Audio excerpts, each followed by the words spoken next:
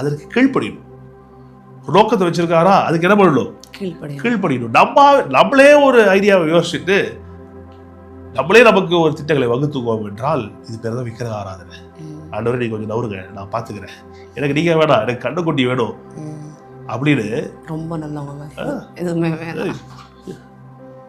ரொம்ப அதான் ஆண்டு சொல்றாரு, என் வார்த்தையை கேளு, அது போதும்.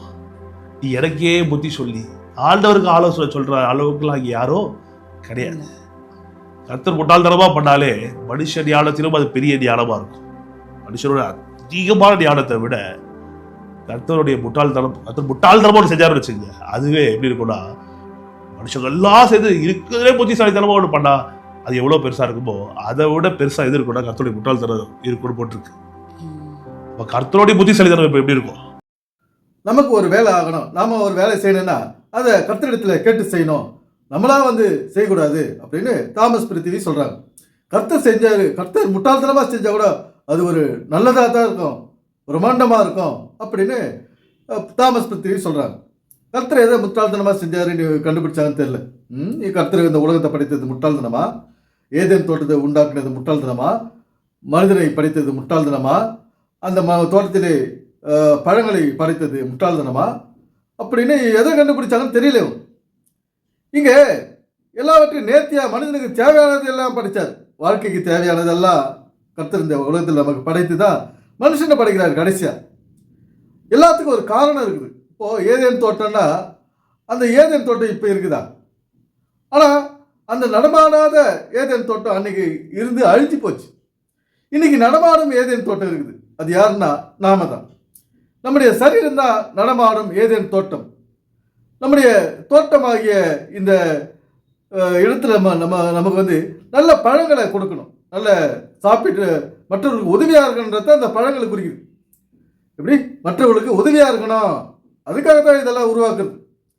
இதனுடைய கருப்பொருளே தான் ஏதேன் தோட்டம் உருவாக்குறது, மனுஷனை உருவாக்குறது, அந்த பழத்தை உருவாக்குறது, ஆதாம் ஏவாளை சாப்பிட வச்சது சர்ப்பம், அதெல்லாம் அதுக்கெல்லாம் ஒரு காரணம் இருக்குது.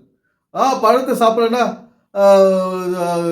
மனுஷன் செத்தே இருக்க மாட்டான், உயிரோடவே இருந்திருப்பான். அதெல்லாம் இறை நோக்கம் அல்ல, இறை நியதியும் அல்ல, அது ஒரு வாழ்வியலும் அல்ல. மனிதன் பிறக்க வேண்டும் இறக்க வேண்டும் என்பது இறை நோக்கம். இதுக்கெல்லாம் ஒரு காரணம் இருக்குது. இந்த பழத்தை உண்டாக்குறது எதனால, அதனுடைய பெயர்கள் பாருங்க. ஒன்று ஜீவ விருட்சம், ஒன்று இந்த மாதிரி 2 பேர் இருக்குது. இதெல்லாம் ஒரு பழத்தை ஒரு குறிப்பிட்ட நாட்கள் வரைக்கும் அதை சாப்பிடக்கூடாது, அதுக்கப்புறம் சாப்பிடலாம். அதுதான் கர்த்தர் அங்கே விரும்பினார். ஆனால் மனிதன் முன்னாலே சாப்பிட்றான். இது எதை குறிக்குதுன்னா திருமணத்துக்கு அப்புறம் தான் உடல் உறவு அப்படின்றது இறை நோக்கம் என்ன. ஆனால் திருமணத்துக்கு முன்பே இந்த மாதிரி விஷயங்கள்லாம் ஈடுபடக்கூடாது அப்படின்றதுக்காக தான் அங்கே அதெல்லாம் நிகழ்த்தி காட்டுது. இது ஒரு ஒரு முட்டாள்தனத்துக்காக உருவாக்கப்பட்டது அல்ல, ஏன்னா ஞானத்தோடு உருவாக்கப்பட்டது. இந்த திருமணத்திற்கு முன்பே இது இப்படியெல்லாம் செய்கிறவங்க நிலைமை என்ன ஆகுது அப்படின்றத காட்டுறதுக்கு தான் அதெல்லாம் நடக்குது.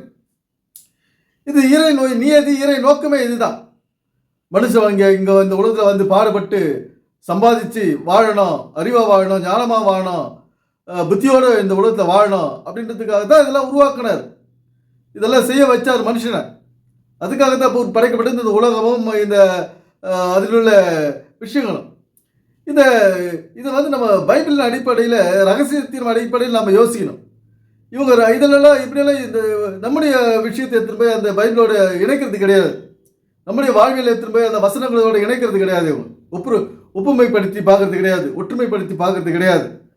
அதனால இந்த வேதம் புரியாத போச்சு. இது வரைக்கும் புரியாத ஒரு புதிர் புத்தகமாக இன்னும் இருக்குது பல பேருக்கு. இந்த பைபிள் சீக்ரெட் தமிழ் சேனலில் இந்த பைபிள் ரகசியத்தை எல்லாம் வெளிப்படுத்திருக்கோம். பைபிள் ரகசியம் என்னன்னா நம்முடைய பாடி இந்த உலகத்தில் என்னென்ன பண்ணுது, இந்த பாடியை வச்சு நம்ம என்னென்ன பண்ணுறோம், அதுதான் இந்த பைபிளில் எழுதி வச்சுக்குது. வாழறோம், சாப்பிட்றோம், குளிக்கிறோம், மற்ற எல்லாமே படிக்கிறோம், சம்பாதிக்கிறோம், சுகபோகமாக இருக்கிறோம், நல்ல சந்தோஷமாக இருக்கிறோம். இதுக்கெல்லாம் என்ன வழி, அதை தான் இந்த வேத வசனங்களை எழுதி வச்சுக்குது. நம்முடைய வாழ்வியல் சம்பந்தப்பட்டது இந்த வேதம், பைபிள் வசனங்கள். இதுபடி நம்ம வாழ்ந்தால்தான் இந்த உலகத்தில் வெற்றி பெற முடியும். அதை தவிர்த்துட்டு நம்ம சிந்திக்கவே கூடாது, நம்ம செயல்படவே கூடாது, நம்ம கற்றுக்கிட்ட கேட்டுக்கிட்டே இருக்கணும். அப்போ நம்ம எப்போ தான் சிந்திக்கிறது? இப்படியாப்பட்ட ஆட்களால் நம்ம சிந்திக்க விடாதவே போயிடுச்சு. நம்மளை யாரும் சிந்திக்க வைக்கிறது இல்லை. நம்மளை சிந்தனையை தடைப்பட்டு போச்சு. நம்முடைய சிந்தனை தடைப்பட்டு போச்சு. அதனால் சிந்திக்கவும் இல்லை, செயல்படவும் இல்லை. வாழ்க்கையில் தோல்வியை சந்தித்து இருக்கிறோம், அவமானங்களை நிந்தைகளை சந்தித்து கொண்டிருக்கிறோம். நம்முடைய இந்த வாழ்வியல் புரியாத, பைபிள் சொல்ல, வேதம் சொல்ல வாழ்வியல் புரியாததுனால இன்னைக்கு நம்முடைய வாழ்க்கை தடுமாறி போயின்னு இருக்குது. ஒரு நேர்த்தியான ஒரு நேரான வழியில் போல இந்த மாதிரி போதகர்கள் வந்து சரியான ஒரு வேத விளக்கத்தை இனியாலும் கொடுக்கணும். மக்களுக்கு பயன்படும்படி ஒரு விஷயத்தை சொல்லணும். ஒரு வாழ்வியலை இந்த வேதத்திலிருந்து சொல்லணும். சும்மா பாட்டு பாடி ஜெபம் பண்ணு, ஆண்டவர்கிட்ட கேளு, பைபிள் படி, ஜெபம் பண்ணு, இதையே திருப்பி திருப்பி சொல்லக்கூடாது. இந்த ஒரு வாழ்க்கையை சரியாக வாழ வேண்டும் என்பதற்காகவே எழுதப்பட்டது இந்த பைபிள். அது நம்முடைய வாழ்க்கையை எப்படி சரியா நேர்த்தியா செழிப்பாக கொண்டு போகலான்றதுக்கு என்னென்ன முயற்சிகளை நம்ம எடுக்கிறோமோ அதுதான் நமக்கு தேவையானது. ஏன்னா நம்ம சிந்திக்கணும். ஒரு செயலை செய்யும் போது இதனால என்ன லாபம், நஷ்டம், என்ன ஆபத்து இருக்குதா, பண இழப்பு அதிகமாகுமா, அவமானம் வந்துடுமா நமக்கு இந்த வேலை செய்யும்போது, இப்படியெல்லாம் நம்ம நிறைய யோசிக்கணும். சும்மா எடுத்தாங்க ஒருத்தர் சொல்லிட்டு எந்த வேலையும் செஞ்சிட முடியாது. நாமளே நம்ம யோசிக்கணும், பல விதத்தில் யோசிக்கணும். யோசிச்சு இந்த உலகத்தில் நம்ம நேர்த்தியான கௌரவமான வாழ்க்கையை வாழணும். அதுக்கு தான் ஆண்டவர் அருமையான மூளையை கொடுத்துருக்காரு. பகுத்தறிவுன்னு ஒன்று இருக்குது. பகுத்தறிவோடு நம்ம செயல்படும் போது தான் வாழ்க்கையில் வெற்றி. யோசிக்கணும். அந்த பகுத்தறிவு மையமாக வச்சு யோசிக்கணும். ஏன்னா எதுக்கத்தாலும் நம்ம கடவுள் செய்வார்னு சொல்லிட்டு நம்ம தாறுமாறாக செய்து இருக்கக்கூடாது. தாறுமாறாக பேசிக்கின்னு குடும்பங்களை பிரிச்சுக்கின்னு இருக்கக்கூடாது. நான் கணவன் மனைவியாக இன்னைக்கு வந்து பேசுகிறாங்க இவங்க தாமஸ் பிருத்திவி. அதை வந்து பல குடும்பங்களை பிரிக்கிற அளவுக்கு போயிடக்கூடாது. இவங்களுடைய செய்தி மக்களை செயல்பட விடாது. ஏன்னா இது ரகசியம், மறைபொருள் இல்லாத ஒரு சாரமற்ற ஒரு பைபிள் விளக்கத்தை, வேத விளக்கத்தை தான் இவங்க கொடுத்துன்னு இருக்காங்க.